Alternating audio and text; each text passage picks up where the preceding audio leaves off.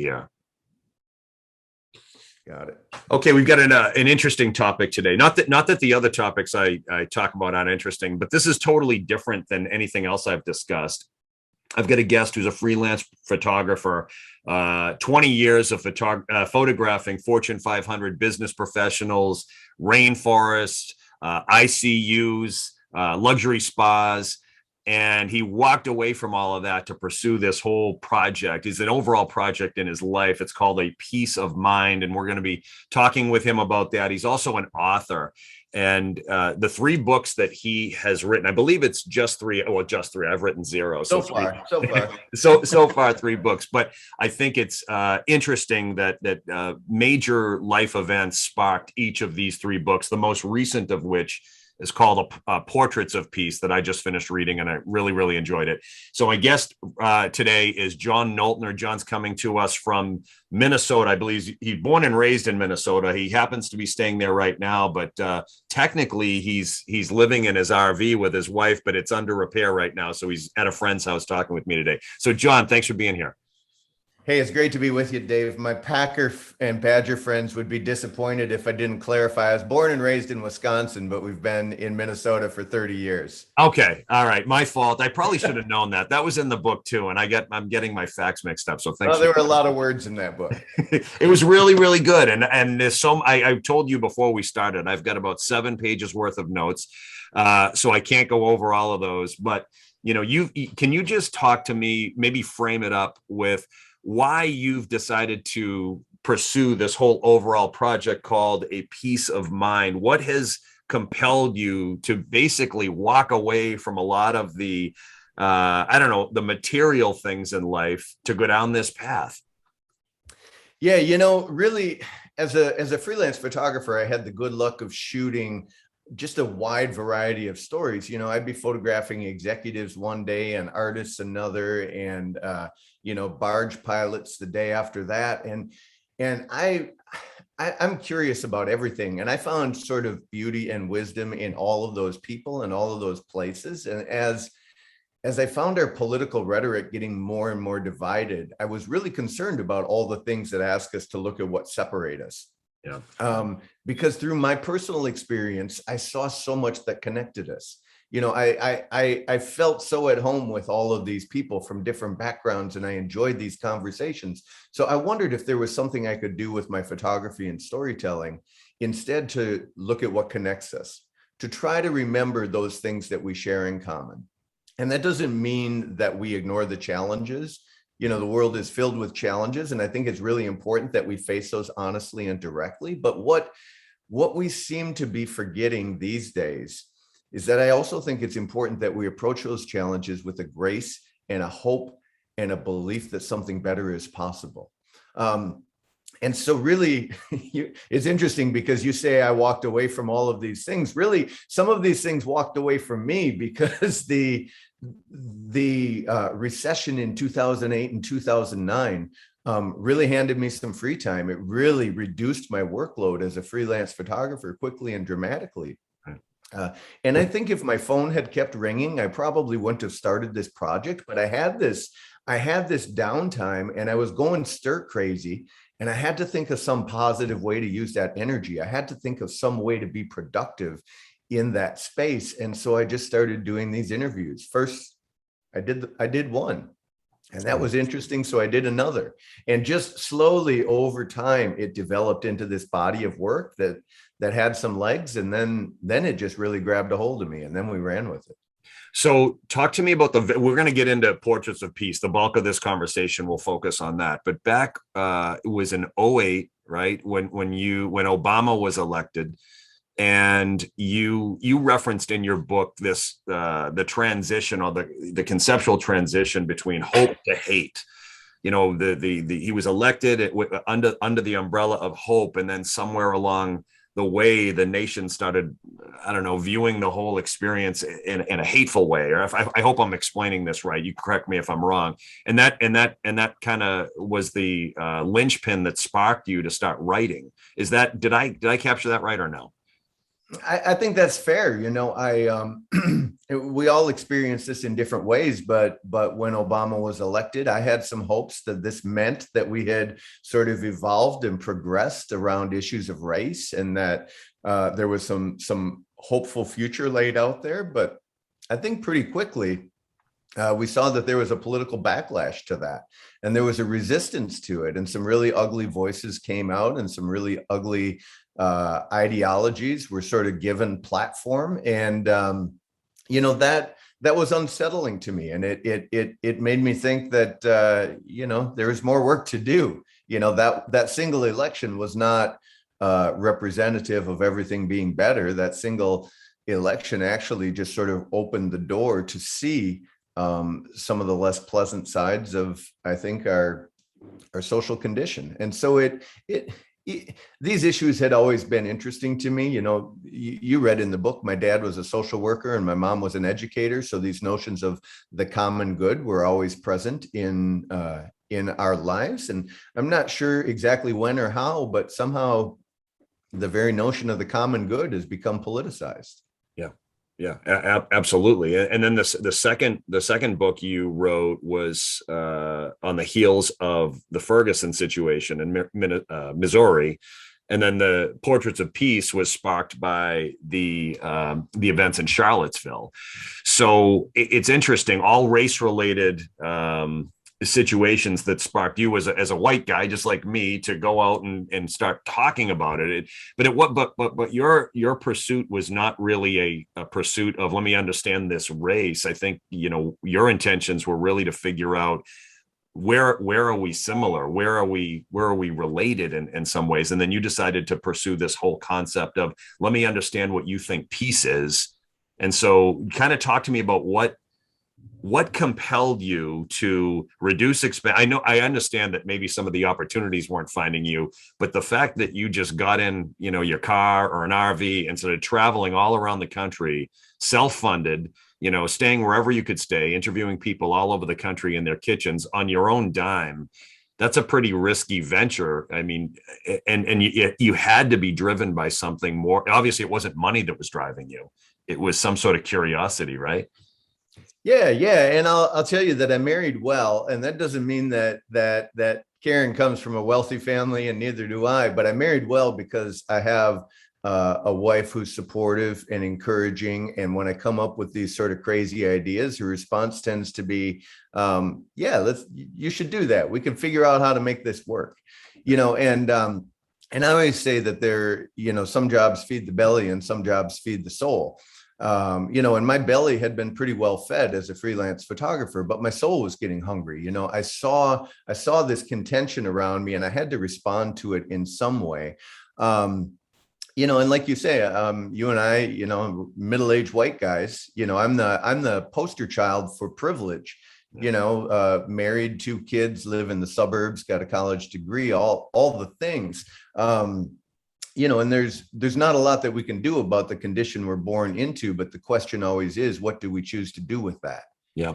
And my understanding of peace, is tied to sort of Dr. King's notion of beloved community, that I'm not doing okay unless the people around me are doing okay. That it's not just about, do I have the tools and the toys and the resources, but do the other people in my community have the tools and the resources in order to thrive? And so that sort of weighed on me. And I honestly, when I started this project, I had this very fuzzy notion that stories could help bridge divides, stories could help connect people. I have a journalism degree, and I love reading facts and statistics about the Great Depression, for instance. But what really brought the Depression alive to me was a series of stories by an oral historian named Studs Terkel. I don't know if you know that name, No. but he would do what I do. He is better at it, and he did it for longer than I did, and he did it first. But he worked for Chicago Public Radio. He would go around, and when he was trying to tell the story about the Depression, he would talk to a milkman, he would talk to a banker, he would talk to a baseball star, he would talk to a hooker, right? He would talk to people, and understand what this big historic event meant to individual human beings. And Right. that for me brings color and life and texture to the fabric of the story. And so that's what I wanted to do. And the conversations are really rooted around a central question: what does peace mean to you? But it's not really about peace. Peace is sort of the word that we use to access all of these other ideas, because peace is sort of this centering, content, just sort of word, but it really gives us the opportunity to talk about race, to talk about gender, to talk about international politics, anything that's close to somebody's heart. This is really just the mechanism to listen deeply. Right. Right. And so over time, A Piece of My Mind became a project about listening, not arguing or debating, but trying to understand and listen deeply.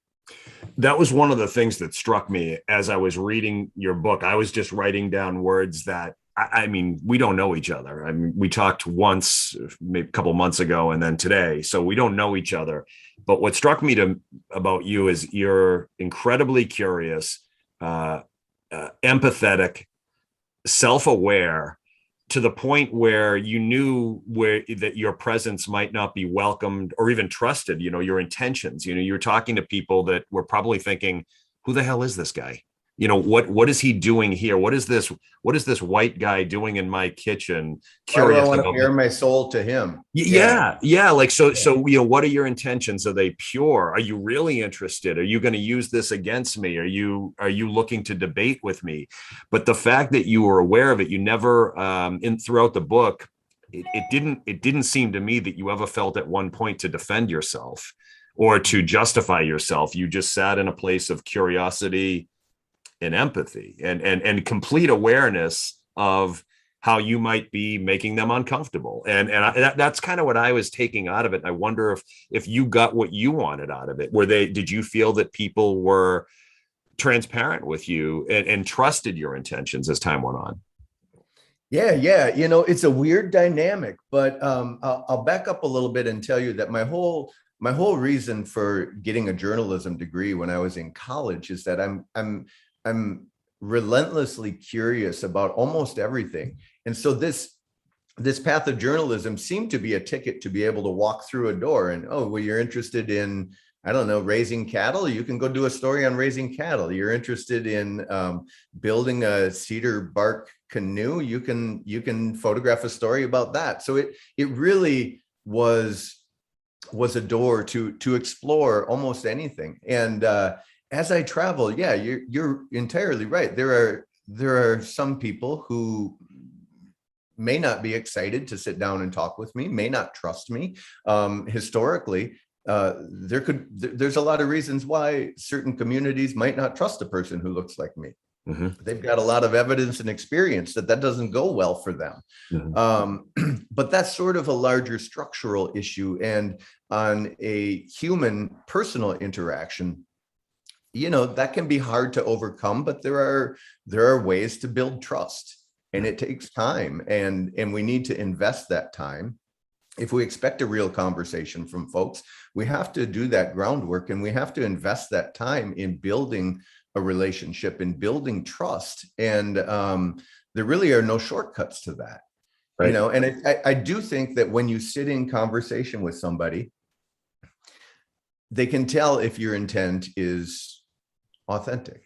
They can, you can tell, and at the beginning of a conversation, this is like your interviews, this is why these are an hour long, right? Because at the beginning, if there is any reluctance, if there is any shielding or protection going on, that over time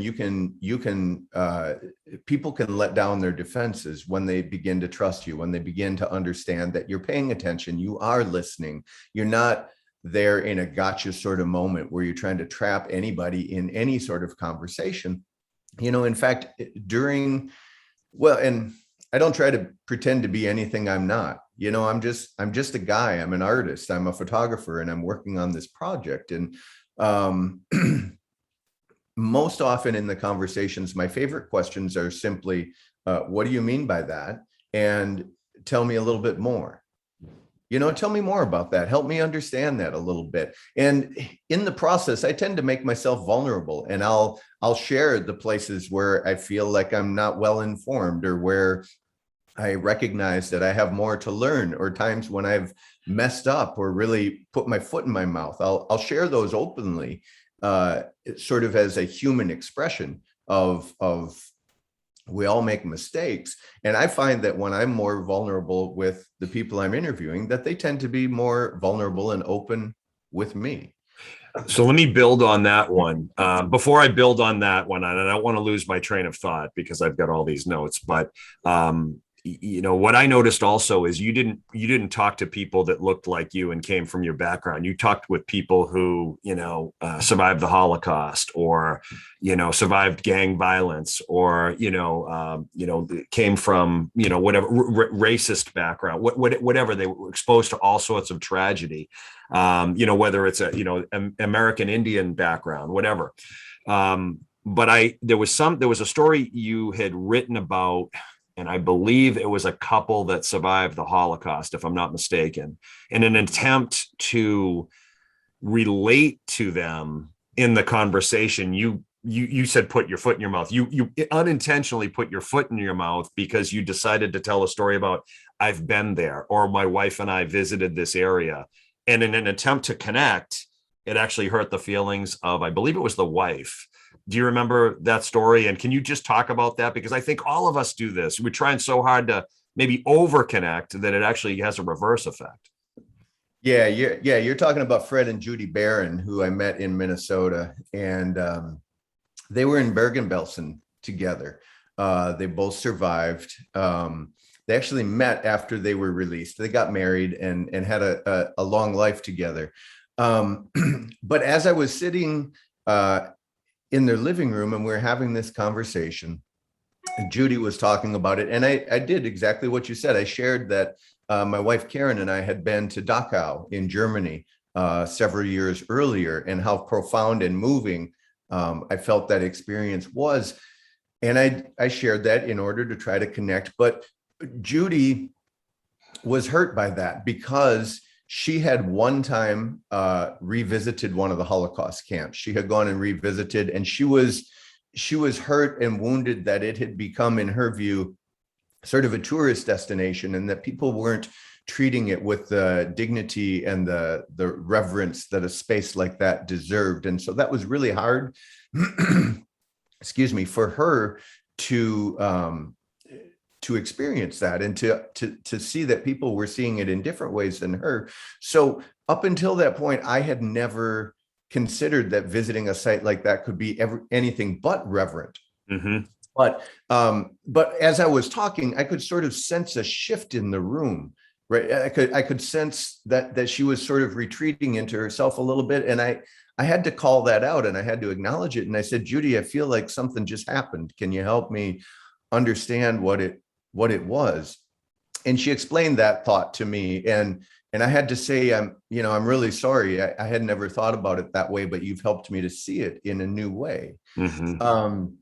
And we paused for a minute, and they both offered grace and kindness, and we moved on with the conversation. But I think if I hadn't been sensitive to her reaction, if I had just sort of steamrolled over that, if I had ignored that, I think that would have stuck. That would have become a burr under the saddle, so to speak. Mm-hmm. And I think when we are in those difficult and tense moments, we have to be willing to acknowledge them and talk about them and find a way through. It didn't have to be this big thing, but we both had to say, oh, I've stumbled here.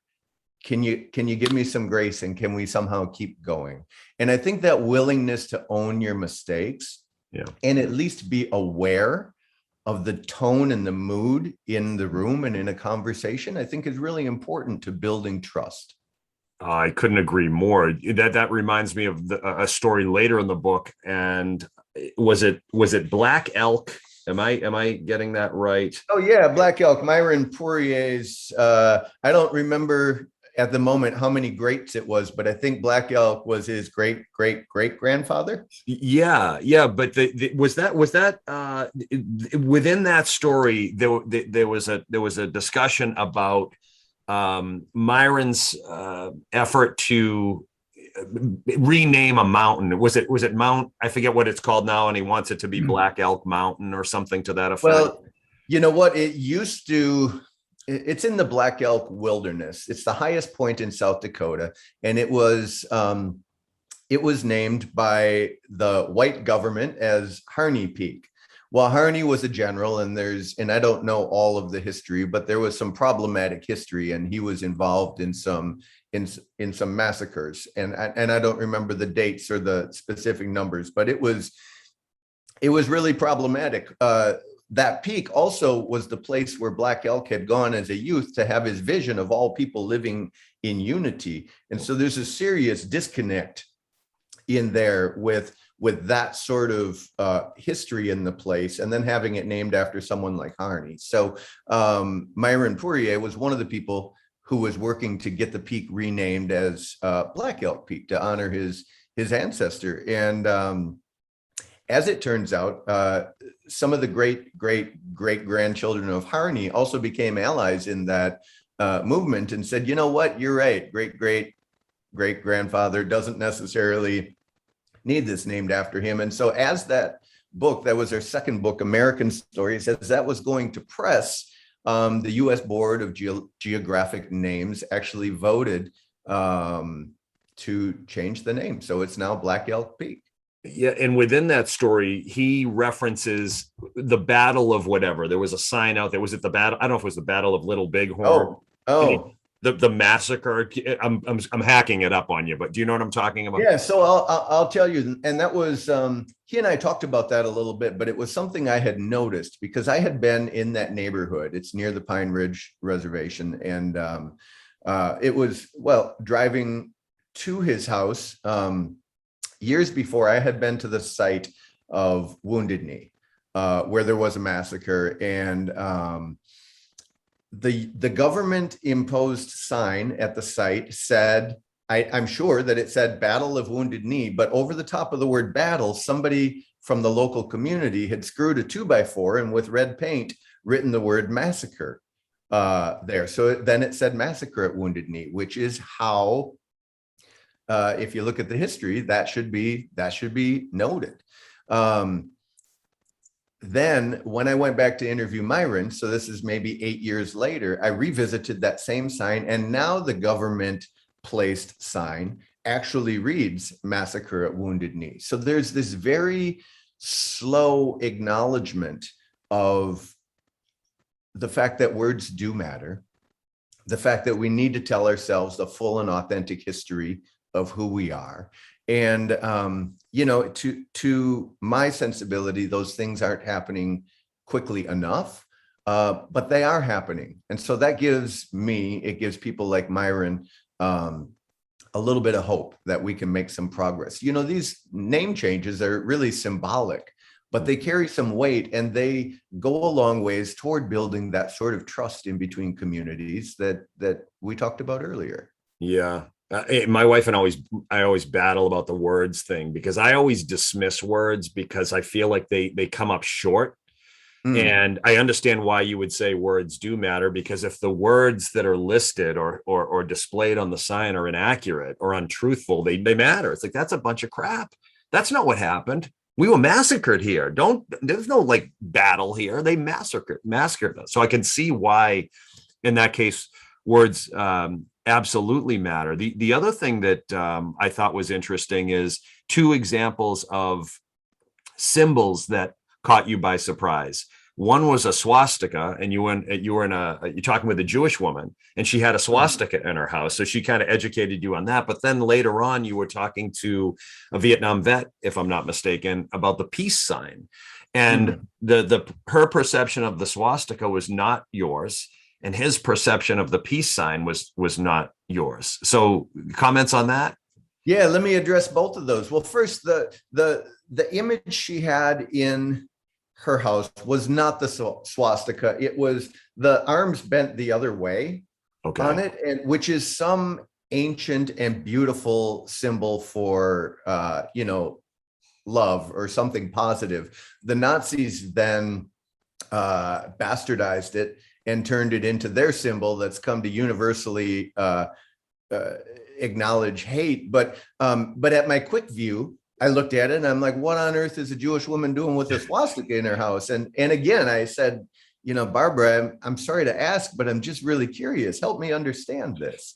Right. And then she educated me. And I understood. And she said, because it is so close to what the swastika that we have all seen looks like, she was reclaiming that symbolism. She did not want to let go of that beautiful version that she had in her house because somebody else had made something else horrible out of it. Right. Also, I have a little stickers for my project that have the peace sign, the circle and 3 lines, and it's got the website on it. And I'm always pretty proud of that. If I was born a little earlier, I might have been a hippie. I do hug trees. I'm that kind of person.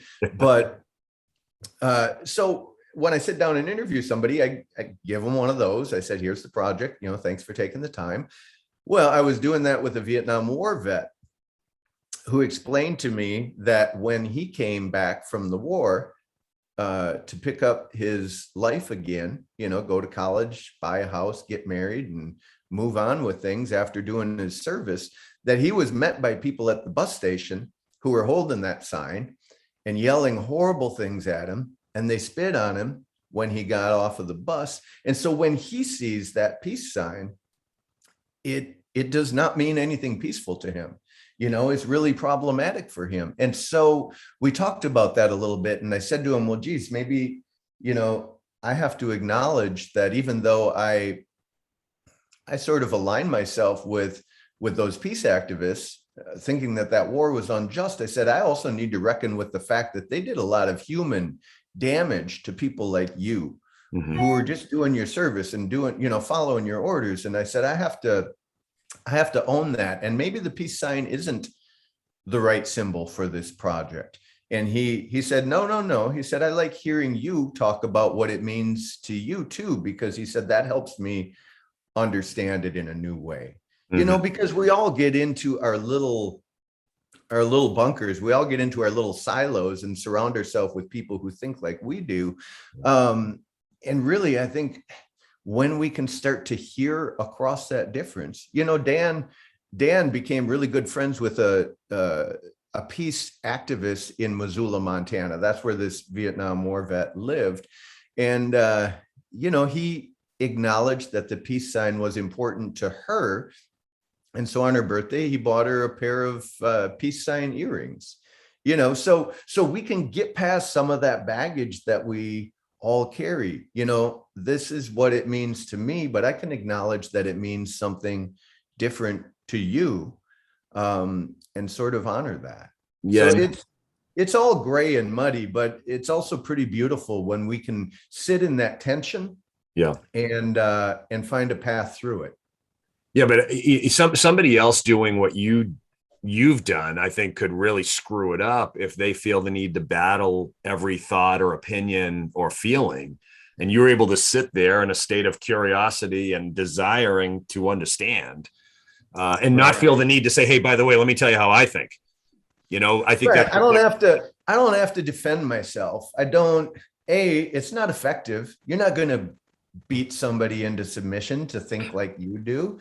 It's not effective. It's damaging. Yeah. It creates wounds that then fester. Yeah. We've all look in this process. The one universal human experience I've seen is pain and suffering. And yours is going to look different than mine, and mine is going to look different than, Judy, who survived the Holocaust. And it's going to look different than somebody who marched with Dr. King, grew up in an oppressive South, whatever it is, but everybody has pain. And for me to look at them and say, come on, it's not so bad, get over it.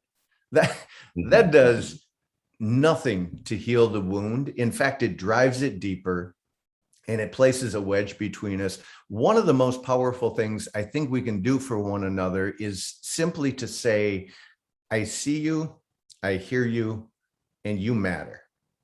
I think it's an old Zulu saying, but it is something that we could all learn from. Mm-hmm. And it's so powerful. I was just doing this series of stories with people who were homeless out on the West Coast.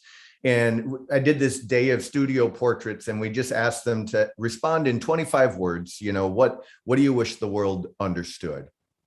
And at the end of it, one woman who'd been homeless for some time came up to me and she said, well, I just want to thank you for treating us like you would treat everybody else. Mm. And I said, well, of course I would. What else would I do? But it occurred to me very clearly that she said that because that hasn't always been her experience. Very often she's not treated the same. And that simple human dignity, I mean, it's not rocket science, but I think it could change the world. Yeah.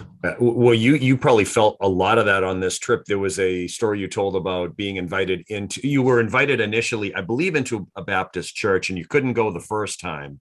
And then you came back and revisited, and your wife was with you, I believe, on that trip. Yeah. You were the only white people in the church, but you were greeted with open arms. I think it was a 2-hour ceremony, and then everybody waited for you at the end, thanking you for coming. Well, they didn't wait. They walked over and came over to hug us.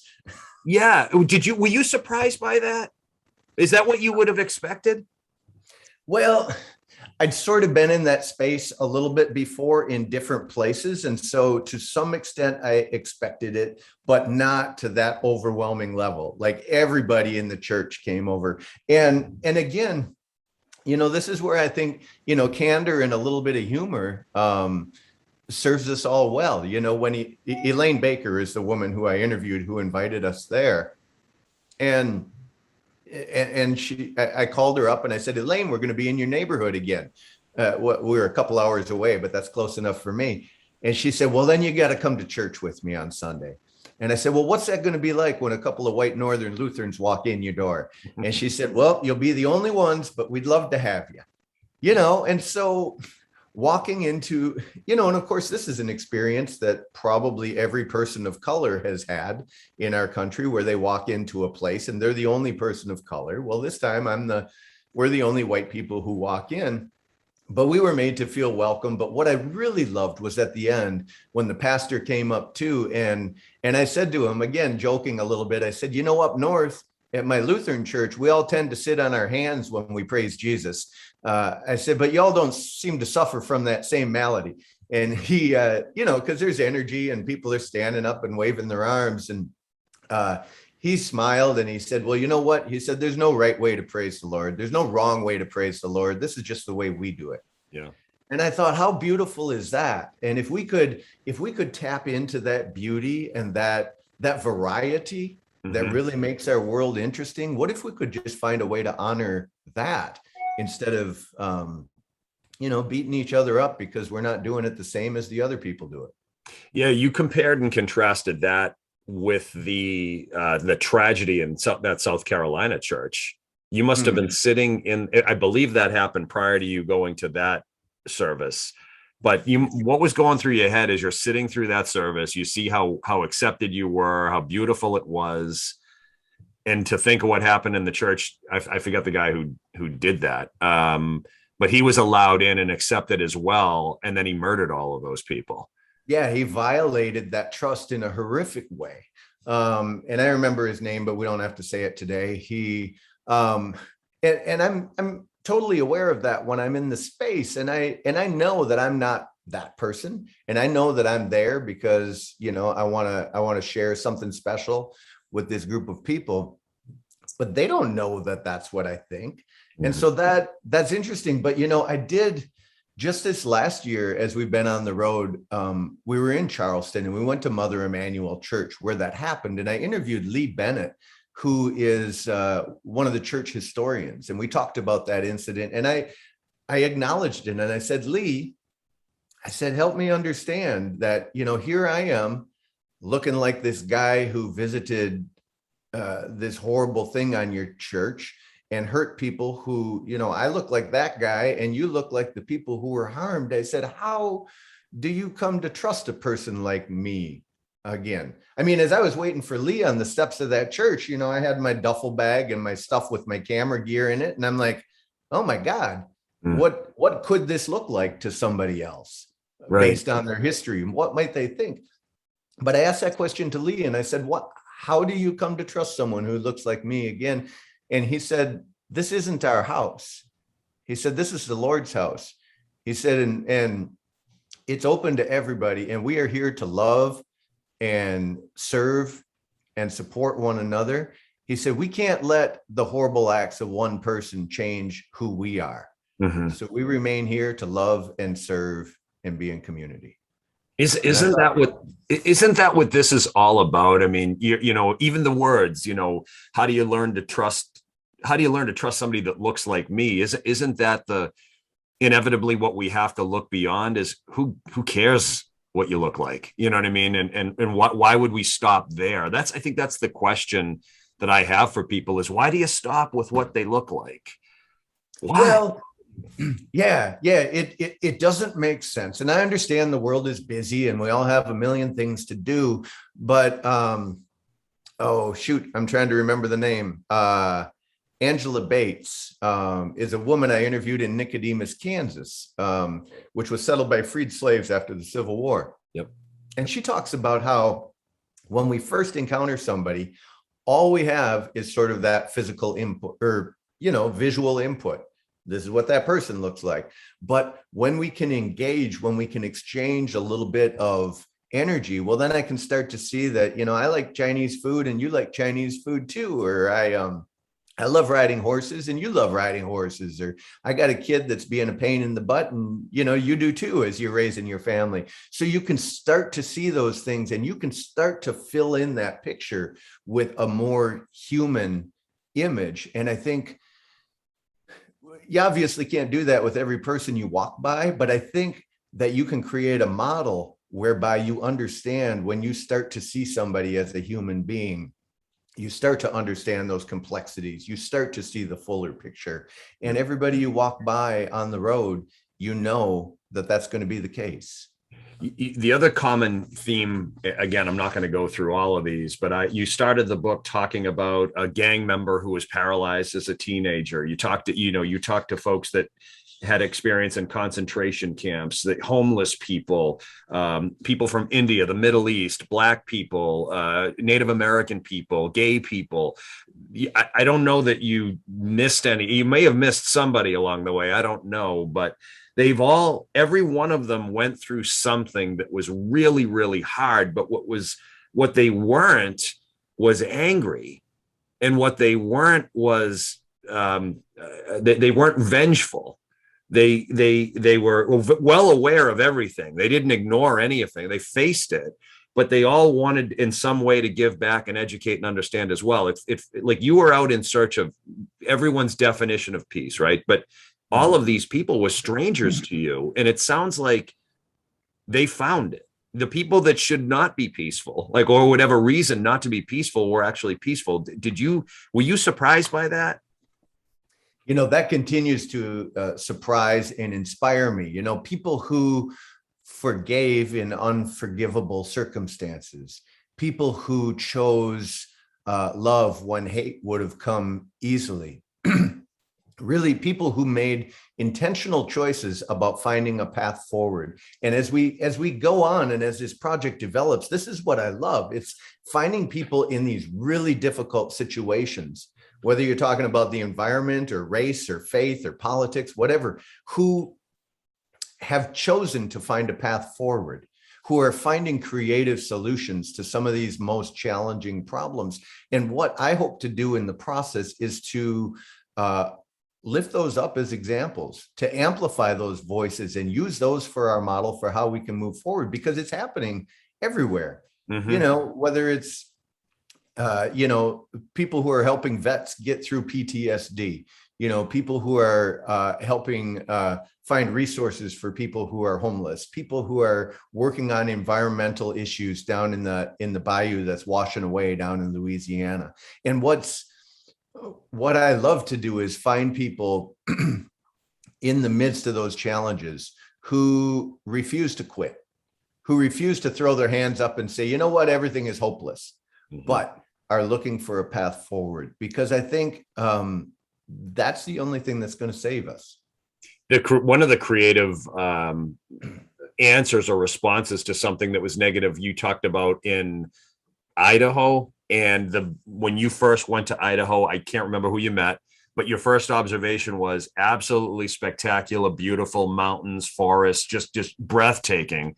And then also learned that it is a home to, one of the real hate, the Aryan nation and all that stuff. And so like this beautiful place, and this is what it's known for. And yet the people there hated the fact that we're known for this, because that's not who we are. But the way they responded to that Aryan uprising was, we're gonna create these fundraisers every time they march. We're going to raise money to anti-hate money or something like that. So every time it's like a march, it's like a marchathon. And if they, businesses and people would pledge, $5 for every minute they march. And so then, and they would donate the money to the NAACP. Yeah. Or something that would really piss off the white supremacists. And so the Aryan nation had a choice when they were doing this. You can march, don't march at all, and you won't raise any money for the NAACP, or march just a little bit and raise a little bit of money, or go ahead and march a whole bunch and raise a whole bunch of money for the NAACP, And so this is a great lemonade out of lemons sort of story. And I think nobody had to hit back. Nobody had to, scream across the street. But they found this really creative tool to resist the sort of hate that was welling up in their community. So this is what I don't know how to tie this in. I'm going to do my best to tie it in, and then you help me, because I have a horrible habit of going off over here and then trying to bring it back. Rabbit holes. Yeah. So all of these books that you wrote were sparked by some sort of tragedy or tension that didn't make sense to you. I mean, as a soon to be 50-year-old white guy from the Northeast, I know racism exists. I know that it's always existed, or through the history of our planet, racism has existed everywhere. It doesn't make it right. It's there. I know it's there, but I think there's been part of me, I'd say until the last, 5 to 10 years, that I made assumptions that it was gradually going away. I didn't realize how big a deal it was. I thought, oh, wow, we're beyond this junk. And all of a sudden it resurfaces probably around 08, 09, 10 in my mind publicly. And it didn't make sense to me either. And I think I've learned a lot. I know I've learned a lot over the last handful of years, and how much I didn't know, and how much I wasn't aware of all of it that was brewing underneath. So that being said, your efforts have been sparked by a lot of this, the Obama election, Ferguson, Charlottesville. But as you went out across the country and started talking to people at their kitchen tables, you literally sitting in their homes, it sounds to me like you were discovering the opposite of hate, even though it's existing. You know what I'm saying? This is where I'm having trouble connecting. It's very much in our face right now that we have a problem.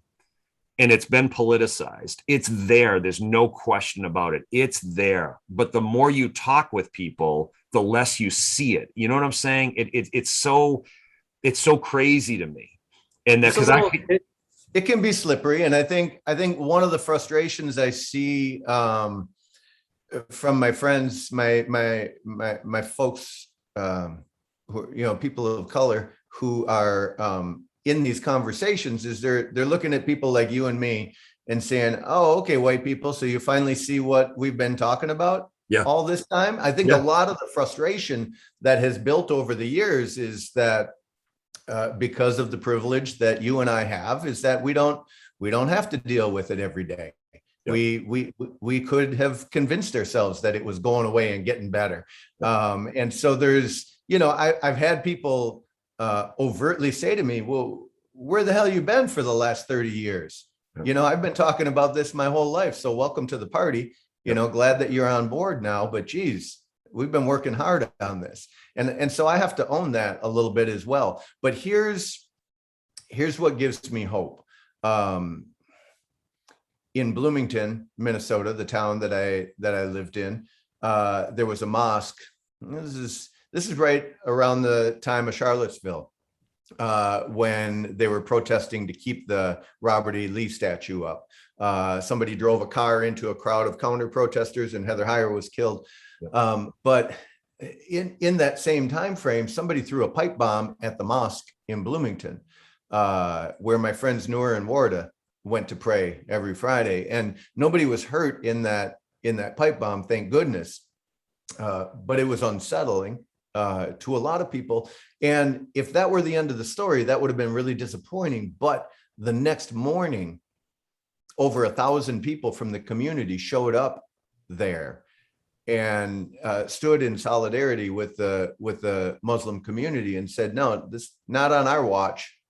This is not how we want to be. This is not who we are as a community. And so maybe what gives me hope is not that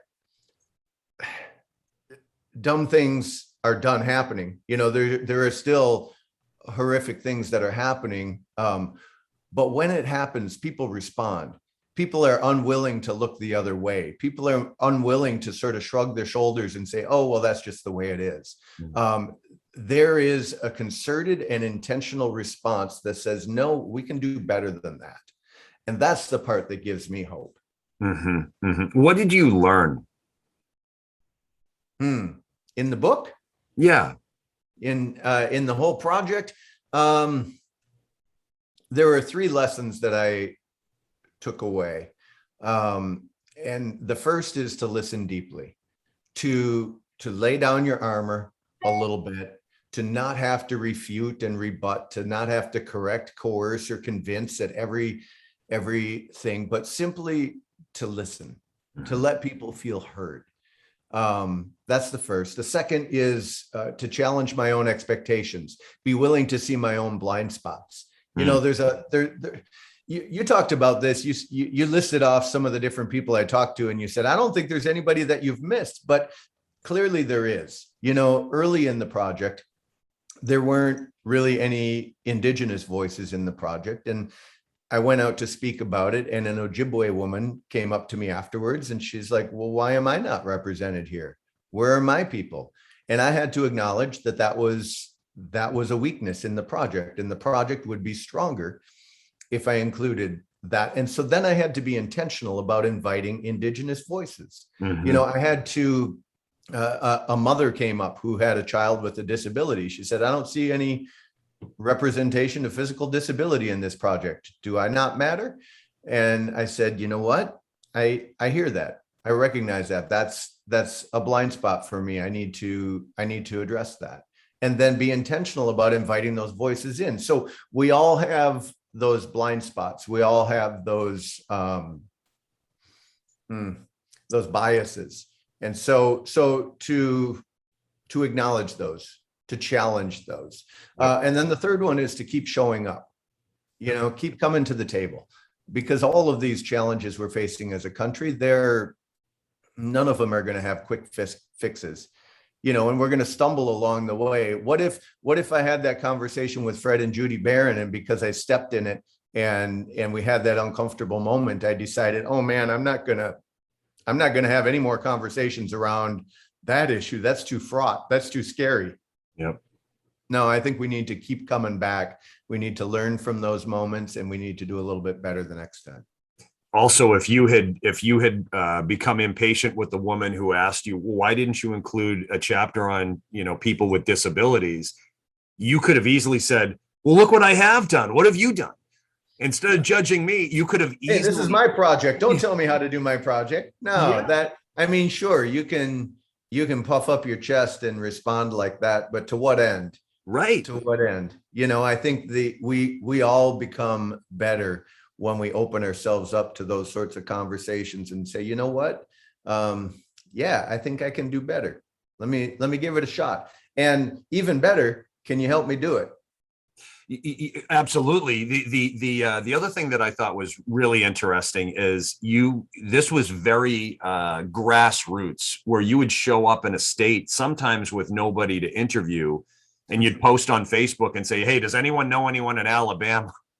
And all of a sudden you're in somebody's kitchen and these strangers are letting you into their homes. Was there a reason you did everything for the most part in their homes, or you slept in some guy's camper or whatever in the back? Like some guy let you down in what, Louisiana or something like that? Yeah, Chauvin, Louisiana. I mean, well, you said it. We were doing it on our own dime, and I'm cheap and frugal, and we were going broke in the process because my assignment work had dried up. I was looking for, favors and a little nudge anywhere we could get it. And so, yeah, I got done interviewing Kenny Terrio in Chauvin, Louisiana, and he said, "Where are you sleeping tonight?" I said, "I don't know. What do you suggest?" And he said, "Well, I got a burnt out RV in the backyard if you want to sleep there." And I said, sounds good to me. I'm pretty low maintenance, but you were talking in Alabama, where I pitched it out on Facebook. I had an interview lined up in Alabama before I left home, but it fell through the day before. So I put it out there, and a couple of people responded and said, "You ought to find a woman named Joanne Bland in Selma, Alabama." Yeah. So I Googled her number and I called her up and said, "Hey," I explained the project and I said, "Hey, what are the chances you got 4 hours free this afternoon?" And she said, "Yeah, come on over." And, so I sat in her living room and interviewed her. And I tended to go to people's homes because that's where they were comfortable, and it allowed us to control the sound better for recording the interview, but it let them be on their home turf in their comfort zone. And that allowed people to be more comfortable in the conversations, I think. But Joanne, I sat with her in her living room 12 days after Michael Brown was shot in Ferguson, Missouri. Right. And Joanne marched from Selma to Montgomery with Dr. King when she was a young girl. And so it was this really raw and emotional conversation about how we as a nation have not yet finished the work that she set out to do as a little girl.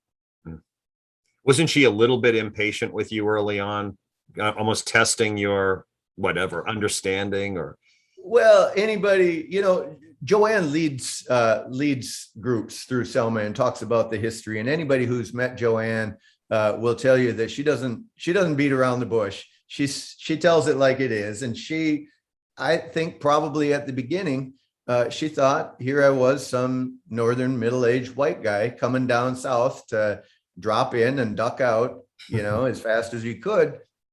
But Joanne and I have kept in touch. And just this spring, I was driving through town real quick. We were passing through, but I was walking on the street and I happened to see her.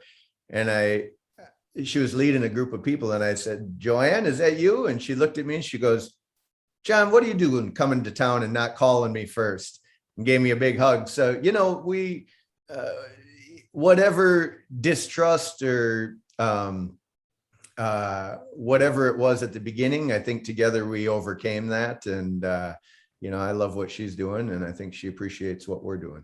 If I'm not mixing my stories up, she wasn't home when you first got there. Didn't you go to a coffee shop or something? And then she randomly walked in and said, "John," not even knowing you were going to be there. And you said something like, "How did you know it was me?" She goes, "I already know everyone else in here." I mean, just talks about the tightness of that community. She knew right away you weren't from there. Yeah. I also had a couple of cameras sitting on the table next to me, which probably didn't hurt. But then she ordered chicken gizzards and I ordered, a cheeseburger, and she asked if I wanted to eat one, and I didn't dare say no. So I ate one, but I don't ever have to eat another chicken gizzard again. Yeah, I've never tried one of those. That didn't sound too appetizing. Something about the roof of your mouth gets stuck. I'm like, I couldn't do that. Greasy. Yeah. A couple more things, and I'll. I know you've got other things going on. What I thought was also sad in a lot of ways is when you finished and you approached a publisher. Your first book or two if I'm not mistaken, were self-published. This one you had Right. attempted to get published. Talk about what the reaction was when you found the publisher actually had an opinion or requested something of you that I thought was, this would have defeated the whole purpose of the book and destroyed your credibility. Any comments on that? Yeah, right. So you're talking about the second book. The one that just came out, Portraits of Peace, is with Broadleaf Publishing, which is a faith-based publisher through the ELCA, and it's a really good fit for the project. It's about, nourishing the mind, expanding the soul, and cultivating the common good is their mission statement. But yeah, our second book, American Stories, I had found a publisher, again, a faith-based publisher, and I won't say who it was, but they're more conservative than I am. And they loved the idea. And they said, "Ooh, we'd love to publish your book if you would just remove the voices of the gay and the lesbian people from it." Wow. And I said, yeah, what? And they reiterated, and I said, "So you want me to take a project which is rooted in listening to everybody, whether you agree with them or not, and then remove the voices of the ones you disagree with?" And they said, "Yeah." And I said, "No." What's ironic is that they would have been happy to publish a story of a straight Muslim person in that book, but they would not publish the story of a gay Christian person. And I thought, well, if you're going to talk theological differences, there's probably a bigger theological difference there. But so we did a fundraiser. We did an Indiegogo campaign. We crowdfunded it, and we printed the book ourselves.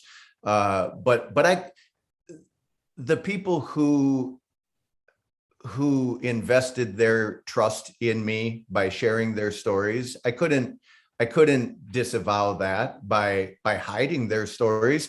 The day after our book release party, I was talking with a bunch of fifth graders, and one little girl raised her hand and she said, "Well, have you ever talked to somebody from a family where there's a mom and a dad, but they're the same thing?"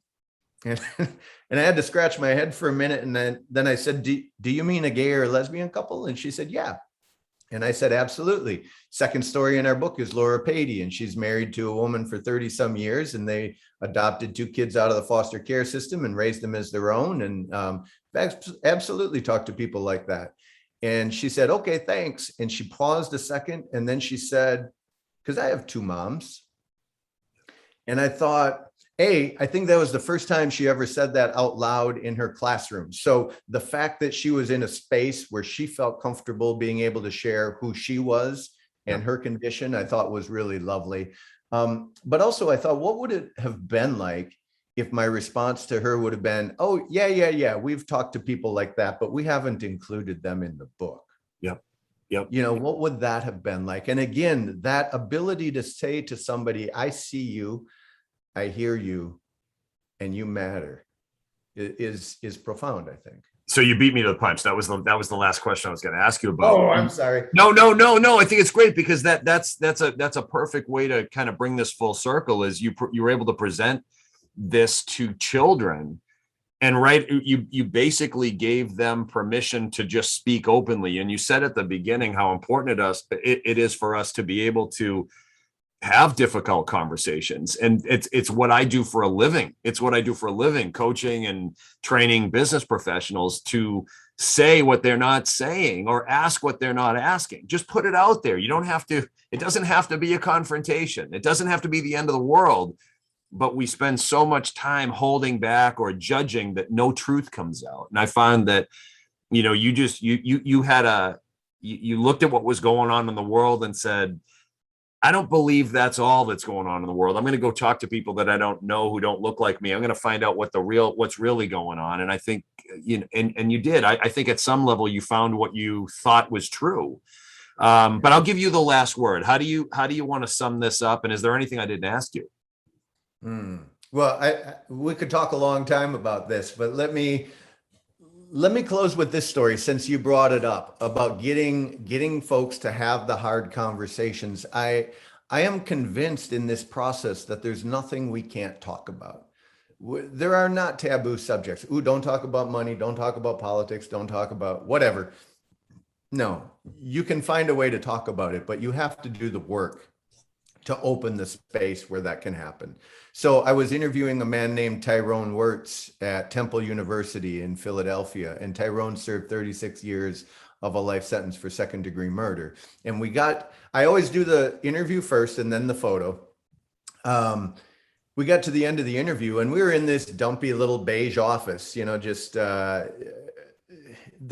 said, Tyrone, there's nothing we can do that's going to be interesting for the photo. We got to think of something else. And he had come to the interview. I never tell people what to wear, but Tyrone had come in a suit and tie, and he looked sharp. And I said that, and I said, Tyrone, hear me out. I've got an idea. I'm a visual person, and visually, here you are looking like your reformed self. You're wearing a coat and tie, you look good. It seems like a really interesting visual contrast to me if we were to do the portrait of your reformed self out in front of the house where the murder happened. Yeah. He didn't say anything at first. And I thought, oh, shoot, I've crossed the line. Sometimes I do that. Sometimes you try to be having these bold conversations, and not often, but once in a while you go a little far and you have to read that. And he didn't say anything. And I thought, oh, I did that this time. But he paused and he said, that would mean a lot to me to go back to that place. He hadn't been back there since. And so we did. And that's where we did the portrait. But I could not have asked that question right out of the gates. I couldn't have asked that question at the beginning of the conversation because we hadn't done the work of building relationship. We hadn't built any level of trust. There are also 100 ways I could have asked that question poorly. Could have said, hey, why don't we go down to that house where I had to ask it in a way that was gentle and that was kind and was respectful. And he heard that. And I think that we so often, I say in the book, we jump into the fire and we get surprised that we get burned. Mm-hmm. I think we have to do that hard work of building relationship, of laying the foundation to have these hard conversations if we're going to hope to have any sort of effectiveness with it. We'll leave it at that. John Noltner, thank you very much. It's great to talk with you. Thanks for having me on. You're welcome. Talk soon.